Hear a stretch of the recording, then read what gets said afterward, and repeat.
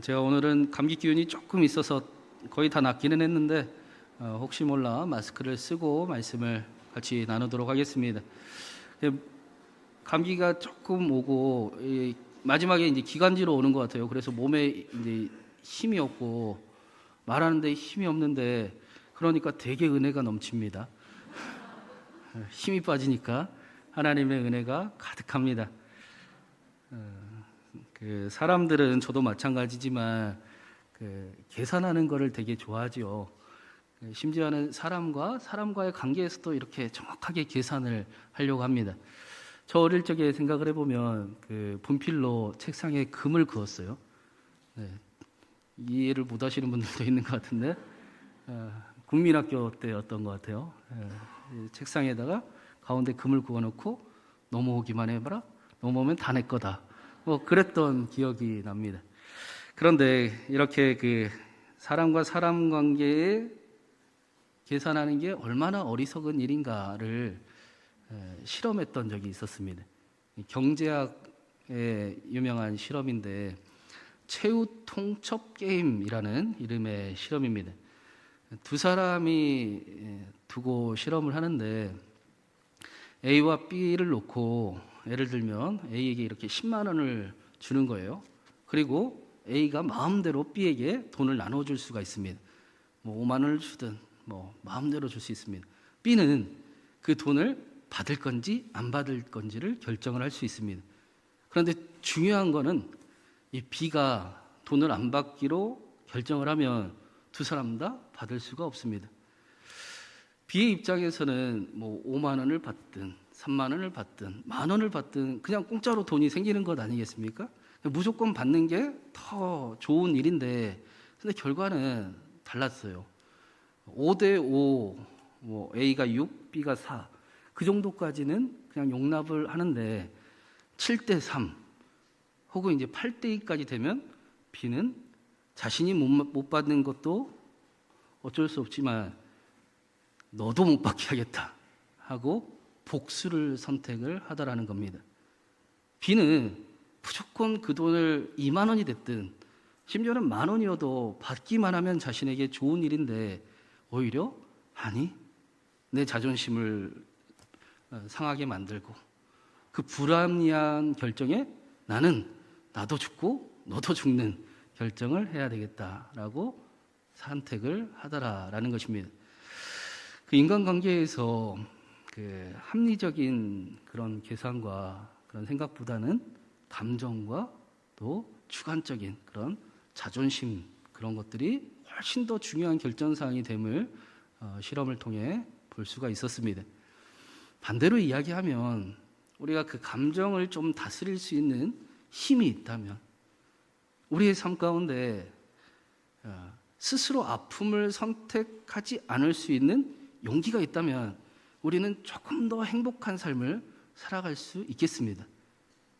그렇죠? 너 죽고 나 죽자 하지 않고 그래 너 많이 가져라 나 이것으로 충분하다 할 수 있는 여유의 공간이 있다면 우리의 삶은 조금 더 행복한 삶이 될 것 같습니다. 그래서 예수님께서 성경에 보면 공생애 동안 두 가지 꿈이 있으셨습니다. 첫 번째 꿈은 십자가에 달리시는 꿈이었습니다. 그 길은 쉽지가 않으셨어요. 예수님도 피할 수만 있다면 피하기를 원하셨던 꿈이었습니다. 그러나 그 꿈을 통해 십자가에 달리사 하나님의 사랑을 아는 사람들이 늘어나기를 원하셨습니다. 신의 사랑을 간직하고 살아가는 사람들이 생겨나기를 원하셨습니다. 그래서 예수님은 십자가 위에서 다 이루었다 하시고 첫 번째 꿈을 이루셨습니다. 예수님의 두 번째 꿈은 그 십자가의 길을 이제 따라가는 사람들이 혼자 갈 수 있는 길이 아님을 아셨기 때문에 그 하나님의 사랑을 함께 갈 수 있는 사람들, 그런 공동체, 우리가 교회라고 부르는 그런 공동체, 하나님의 사랑을 아는 공동체가 생겨나기를 원하셨습니다. 그리고 예수님께서 제자들에게 그 일을 위해 마지막으로 하신 일은 너희는 반드시 위로부터 내려오는 능력을 힘입어야 된다. 성령을 기다리고 성령의 권능을 받고 너희가 모두 내 증인, 그 십자가의 길을 가는 증인이 되어라 라고 말씀을 하셨습니다. 오늘 말씀에는 드디어 그 예수님의 두 번째 꿈이 이루어지는 장면이 나오고 있습니다. 우리 1절부터 한 번 더 같이 먼저 읽어보겠습니다. 1절 읽겠습니다. 오순절 이미 이름에 그들이 다 같이 한 곳에 모였더니, 네, 1절만 읽겠습니다. 네. 그 성경은 성령의 임재가 분명히 오순절에 임했다라고 말씀을 해주고 있어요. 오순절은 6월절 다음에 7번의 일주일이 지난 다음 안식일, 50일이 지난 날을 오순절이라고 이야기를 합니다. 이 오순절은 팔레스타인의 우기였습니다. 굉장히 중요한 의미를 갖는데 우기였기 때문에 보리를 추수하기 시작을 했습니다. 그래서 이 오순절을 다른 말로 맥추절이라고 부릅니다. 하나님의 약속이 있었는데 그 약속을 믿고 따라갔다가 그 약속이 눈에 제일 먼저 보인 날, 이제 눈으로 나타난 날을 오순절, 맥추절이라고 이름하는 것입니다. 14절에 우리가 말씀을 같이 안 읽었는데 성령의 임재를 경험한 베드로는 그 성령의 감동 가운데 하나님의 큰 일을 전하기를 시작합니다. 그래야 어떤 일이 나타났습니까? 예비되었던 하나님의 자녀들이 3,000명이 돌아오는 추수가 일어났다라고 성경은 이어서 우리에게 전해주고 있습니다. 성령을 받았다라는 것은 어떤 의미냐? 하나님의 약속이 이제 눈에 보이기 시작했다라는 뜻입니다. 그 증거가 나에게 임했다. 하나님의 약속을 막연히 믿고 살았었는데 이제는 아니, 그 증거가 나한테 있다. 눈에 보이는 삶을 살아간다. 그것을 성령의 임재 사건으로 보여주고 있습니다. 성령이 우리에게 임하시면 이제 믿음대로 살아갈 힘이 생기게 됩니다. 성령이 우리에게 임하시면 기도한 대로 살아갈 힘이 우리 안에 일어나게 됩니다. 그렇지요, 여러분? 기도한 대로 살아갈 힘이 성령 충만함에 있습니다. 말씀대로 믿음대로 여기서 끝이 아니라 저 나가서 솔로몬이 꿈꾼 대로 하나님의 약속을 믿고 살았던 것처럼 우리가 말씀대로 살아갈 수 있는 힘이 성령의 충만함에 있는 것입니다. 요한복음에 예수님께서 마지막 밤에 내가 떠나가는 것이 너희에게 유익이라. 내가 떠나가지 아니하면 보혜사가 너희에게 오시지 아니할 것이요. 내가 가면 내가 그를 너희에게 보내리라 라고 말씀을 하셨습니다. 예수님의 그 십자가와 십자가의 죽음과 부활과 예수님의 승천의 그 결과가 무엇이냐? 그 모든 것에 이룬 결과가 성령을 우리에게 보내는 일이라고 약속을 하셨습니다. 성령의 임재가 바로 예수님이 우리를 위해 십자가에 달리시고 부활하시고 하늘 위에 하나님 우편에 앉아 계시는 그 일의 결과물, 완성이라는 것입니다. 성령이 우리에게 임하시지 않았다면, 오시지 않았다면 2000년 전에 예수님의 십자가 사건은 우리와 아무런 의미가 없습니다. 상관이 없습니다. 우리가 어떻게 2000년 전에 이루어졌던 예수님의 십자가를 바라보고 부활하심을 믿으며 하늘에 올라 하나님 우편에 우리를 위해 친히 간구하고 계심을 힘입으며 살아갈 수가 있습니까? 성령이 우리에게 임하셨기 때문입니다. 예수님을 믿어지는 이유가 바로 성령이 우리 안에 계시기 때문입니다. 다시 말하면 성령의 권능이 여기 있다라는 것입니다. 여러분 안에 있다라는 것입니다. 여러분은 예수님을 주님으로 믿으십니까? 그럼 여러분 안에 하나님이 계심을 확신하시기 바랍니다. 누구든지 성령이 아니면 그리스도를 주라고 고백할 자가 없느니라. 오늘 말씀에 이 일이 어떻게 나타났는가 특별한 모습으로 제자들에게 나타났음을 또 이어서 보여주고 있습니다. 우리 2절과 3절도 같이 한번 읽어보겠습니다. 2절, 3절입니다. 호련히 하늘로부터 급하고 강한 바람 같은 소리가 있어 그들이 앉은 온 집에 가득하며 마치 불의 여처럼 갈라지는 것들이 그들에게 보여 각 사람 위에 하나씩 임하여 있더니, 이 절에 이 호련히라는 뜻은 갑자기라는 단어입니다. 성령 하나님이 갑자기 임하셨습니다. 제자들이 생각하지 못하고 있을 때, 제자들이 기대하지 않고 있을 때 성령 하나님이 갑자기 임했습니다. 그 모습이 어떠했는지도 나옵니다. 먼저 호련히 하늘로부터 급하고 강한 바람처럼 성령이 임하셨습니다. 그리고 불의 혀와 같이 갈라지는 것들이 사람들의 머리 위에 내려앉았습니다. 그러자 사람들이 어떤 일이 나타났는가? 성령이 임하시자 각 사람의 방언으로 이야기를 하기 시작을 했습니다. 성령이 제자들에게 임하실 때 나타난 특별한 현상은 바람과 불과 또 성령의 방언으로 나타났다라고 말씀합니다. 먼저 이 바람이라는 단어는 숨, 호흡이라는 단어입니다. 하나님께서 아담과 하와를 만드시고 그에게 하나님의 숨을 불어넣으시사 그가 생기가 있게 하시고 생명이 되게 하셨다라고 하신 그 숨을 이야기합니다. 구약에 하나님의 숨, 하나님의 호흡은 창조의 역사를 이야기하는 겁니다. 창조주 하나님의 능력을 말씀하는 것입니다. 여전히 자신의 뜻과 힘과 방법으로 그렇게만 살아가던 영적으로 죽은 자와 같았던 제자들에게 하나님께서 하나님의 숨을 불어넣으시고 이제 다시 살아나는 자, 새로운 창조의 사건을 오순절 마가다락방에서 그 일을 이루셨습니다. 그런데 말씀해 보니까 그냥 바람, 부드러운 바람이 아니라 급하고 강한 바람이라고 말씀합니다. 요즘에는 그 낙엽 치울 때 어떻게 치웁니까? 그 빗자루로 안 하고 이렇게 바람으로 막 불더라고요. 푸 하고 불면 그것이 깨끗해지고 새로워지고 또 모든 것을 날려버리는, 이전 것은 없어지게 하는 그런 급하고 강한 바람입니다. 예수님께서 성령을 너희에게 보내리니 그가 너희에게 죄에 대하여, 의에 대하여, 심판에 대하여 알게 하리라 라고 말씀하셨습니다. 성령이 우리에게 임하시면 저와 여러분 안에 새로운 일이 일어납니다. 우리는 죄가 무엇인지, 무엇이 더러운지, 의로움이 어떠한 것인지, 심판은 어떻게 임하는지를 알게 됩니다. 그리고 우리는 선택을 하게 됩니다.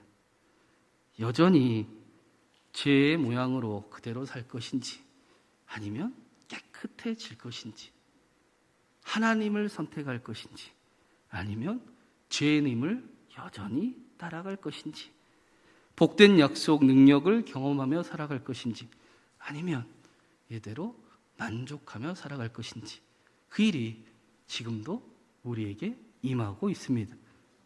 우리는 선택을 해야 합니다. 그런데 오늘 말씀해 보니까 오순절 마가다락방의 제자들에게 급하고 밤한 바람처럼만 임하지 않고 불의 혀와 같은 그 성령이 각 사람의 머리 위에 앉았다라고 말씀을 하고 있습니다. 구약에서 그 하나님을 볼 수 있는 방법 중에 가장 일반적인 형태가 불이었습니다. 모세가 불타는 떨기나무에서 하나님을 뵙지 않습니까? 이스라엘은 광야에서 구름기둥과 불기둥으로 하나님의 인도하심을 따라갔습니다. 그래서 이스라엘은 성전에 초막절이면 항상 그 초를 켜놨어요. 불을 켜놓고 하나님을 기다렸습니다. 예수님께서도 나는 빛이라, 불이라 라고 말씀을 하셨습니다. 하나님을 잃어버린 제자들에게 성령이 불처럼 나타나셨다라는 것입니다. 눈으로 볼 수 없는 하나님을 이제 눈으로 볼 수 있는 하나님으로, 하나님을 아는 자들로 성령이 임하셨다라고 말씀합니다. 그런데 그냥 불이 아니라 불의 혀라고 이야기하지 않습니까? 이 말씀을 이 상황을 한번 상상을 해보면 좋겠어요. 여러분, 도대체 제자들이 어떤 그 성령의 임재를 경험했길래 글자로 남기기를 그게 불의 혀 같았어요 라고 기록을 했을까요? 혀가 막 낼름거리면서 막 이렇게 불이 막 왔다 갔다 했다면 불뱀 같았다, 불같은 용이 막 다녔다, 뭐 그런 표현을 했을 것 같아요. 불의 혀라고 하지 않았을 것 같습니다.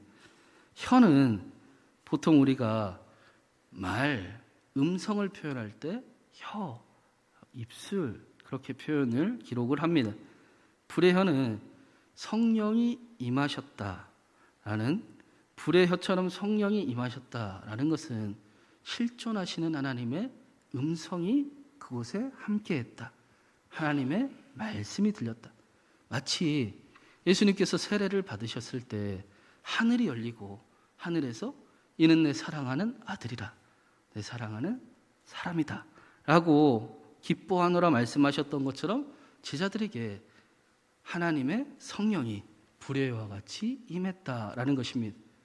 그래서 성령이 우리에게 임하시면 어떤 일이 나타나느냐, 예수 그리스도를 통해 나타내신 하나님의 사랑을 확신하게 됩니다. 예수님의 십자가가 하나님의 사랑이었구나, 나를 말도 안 되게 사랑하시는구나, 여전히 나를 사랑하고 계시는구나 라는 사실을 성령이 임하면, 성령이 임한 사람들은 확신을 하게 됩니다. 또 한 가지, 고대 시대의 이 불은 악의 세력을 보호해주는 그런 힘, 능력 혹은 열정으로 여겨졌습니다. 그래서 성령의 임재를 경험한 제자들의 삶은 180도 바뀌게 되지요. 세상의 가치관과 하나님 사이에서 은근히 세상을 붙들고 있었던 제자들이 이제는 온전히 하나님만 택하는 열정이 가득한 변화가 나타납니다. 마치 실패자 베드로가 위로자 베드로가 된 것처럼 혈기가 많은 베드로가 열정이 많은 베드로가 된 것처럼, 자기의가 강했던 베드로가 하나님의 의가 가득한 베드로가 된 것처럼 성령이 임하시면 우리에게 그러한 일이 나타납니다. 성령이 임하셔서 저와 여러분에게 죄가 무엇인지, 의로움이 무엇인지, 심판이 어떻게 이루어지는지, 우리가 어떻게 해야 되는지를 깨닫게 하시고, 우리가 선택의 길로에 서 있을 때 성령 하나님은 더 나아가 그 심판자 하나님이 우리를 사랑하고 계심을 알게 하십니다. 그 사랑을 점점 더 알려주시며 하나님을 선택할 수 있도록, 더 이상 죄라고 여겨지는 그 일을 이제 버려버리고 깨끗하게 치워버리고 이제는 하나님을 선택할 수 있도록 말할 수 없는 탄식으로 지금도 우리를 위해 탄식하며 기도하고 계십니다. 하나님은 우리 안에서 그 일을 이루어 가실 것입니다. 하나님을 선택하게 하실 것입니다. 하나님을 의지하게 하실 것입니다. 하나님의 능력임을 경험하며 살아가게 하실 것입니다. 그것이 성령의 임재의 사건이었습니다. 그러면 그 하나님이 그 안에 계신 사람들, 하나님을 선택한 사람들, 하나님의 사랑을 안 사람들은 어떻게 살아가게 되는가? 4절에 이렇게 말씀합니다. 우리 마지막으로 4절 말씀 읽어보겠습니다. 그들이 다 성령의 충만함을 받고 성령의 말하게 하심을 따라 다른 언어들로 말하기를 시작하니라. 제자들이 방언을 하기 시작을 했습니다. 우리가 흔히 생각하는 뭐 랄랄랄라라고 한 것이 아니라 각 나라의 언어들로, 각기 다른 언어로 방언을 하기 시작했습니다. 8절에는 그것을 난곡 방언, 외국인들이 태어난 난곡 방언, 외국 난곡 방언. 9절에는 우리 각 언어로 하나님의 큰 일을 이야기하기 시작했다라고 말씀하고 있습니다. 오순절은 이스라엘의 3대 축제 중에 하나였습니다. 구약 성경에 하나님께서는 오순절, 또 유월절, 초막절에는 반드시 예루살렘 성전에 와서 제사를 드려야 된다라고 명령을 하셨어요. 그래서 역사적인 기록에 200만 명 정도가 예루살렘 성전을 올라왔다라고 합니다. 엄청난 사람들이 올라왔고 각 세계에 다 떠나가 있던 각기에 있던 사람들이 모여있는 축제였습니다. 그 축제에 하나가 될 수 없는 그 축제에 모두가 같은 생각, 같은 마음, 같은 복음을 하나님의 큰 일을 들을 수 있도록 언어를 하나님께서 변화시켜 주셨습니다. 특별히 9절부터 11절까지 여러 이름이 나오고 있는데 이 이름들이 가장 먼저 등장한 것은 창세기 10장입니다. 노아의 자손의 후손들이 어디에 살았는가가 여기 나오고 있습니다. 그리고 11장에는 곧바로 바벨탑 사건이 나옵니다. 바벨탑 사건은 사람들이 자신이 교만하여 하나님의 자리를 차지하고 절대로 다른 사람들과 함께할 수 없는 그 상태가 되자 언어가 나뉘어졌다라는 모습을 우리에게 보여주었습니다. 모두가 자기가 먼저이고 자기가 모두가 다 옳은 사람이고 모두가 자기의 뜻대로 이루어져야 된다라고 하는 하나 될 수 없는 인류가 되어버린 사건을 바벨탑 사건이라고 말씀했습니다. 그런데 하나님께서 오순절 성령의 임재를 통해 이제 새로운 창조를 하고 계시는 거예요. 절대로 하나 될 수 없는 그 인류가 이제는 다시 하나 될 수 있는 인류가 되게 하셨습니다. 사람들의 입술이 하나가 되게 하시고 말이 변화되게 하시고 말이 통하는 자들이 되게 하시고 너도 나도 자기가 먼저다, 계산이 빠르고 선을 긋기가 먼저였던 사람들이 이제는 선을 지을 수 있고 자신을 양보하는 것 같지만 사실은 자신에게 유익이고 지혜로운 선택을 할 수 있는 하나가 이제 될 수 있는 그런 창조를 이루셨습니다. 그곳을 우리는 교회다라고 부릅니다. 성령이 임하여 성령이 제자들 안에 계시니 하나님의 사랑을 아는 것처럼 하나님을 사랑하는 것처럼 사랑하는 삶이 나타나기 시작을 했습니다.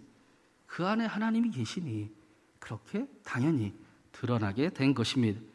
특별히 언어가 바뀌기 시작을 했습니다. 말이 통하는 사람들이 되었습니다. 말의 온도를 맞출 수 있는 그런 힘이 생겼습니다.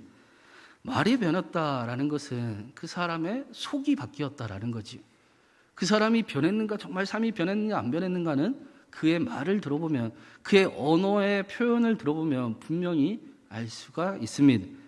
그가 그 사람 안에 누구를 모시고 살아가는가, 무엇을 품고 살아가는가, 어떤 생각을 하며 살아가는가, 그것이 말로, 삶으로 드러나기 때문입니다.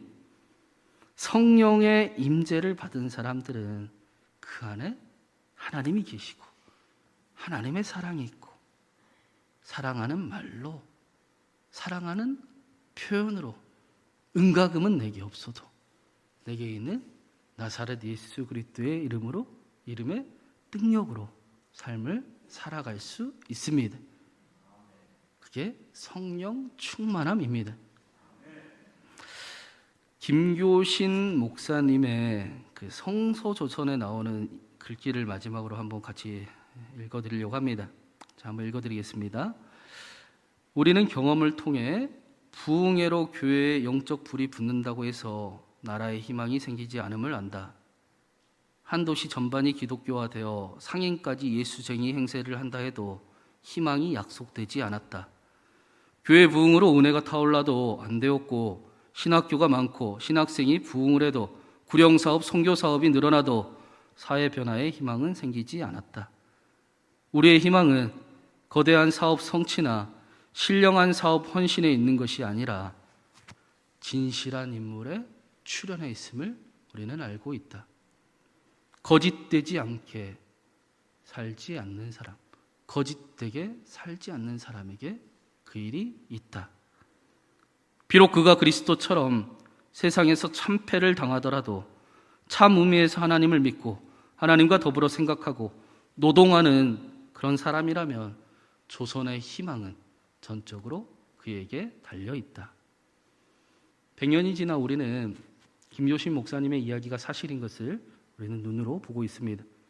교회 아무리 돈이 많아도, 교회가 아무리 커도, 교회 아무리 헌신자가 많고, 교회 아무리 프로그램이 대단하도 세상은 변화되지 않습니다. 하나님께 필요한 것은, 교회에 필요한 것은 거짓되지 않게 살아가는 사람, 진실한 삶을 살아가기를 원하는 사람, 그 안에 성령이 계심을 기뻐하는 사람, 하나님이 찾아오셨을 때 하나님을 선택하며 그 길을 예수 그리스도와 함께 걸어가는 사람이 필요할 뿐입니다. 사랑하는 여러분, 저는 저와 여러분이 진실한 사람, 거짓되지 않게 살아가는 사람, 성령 하나님이 함께하는 사람이 되기를 간절히 바랍니다. 다시 성령의 충만함이 저와 여러분 가운데 함께하기를 바랍니다. 그 일이 시작되어 여기서 끝나는 것이 아니라 날마다 충만한 가운데 저 문을 나가서도 우리가 하나님을 선택할 수 있기를 간절히 소망합니다. 그러한 저와 여러분을 통해 하나님께서 기뻐하시고 하나님이 기뻐하시는 일이, 능력이 우리의 교회와 우리의 가정과 우리의 삶의 자리에 함께 하나님의 응답으로 나타나기를 주님의 이름으로 축원합니다.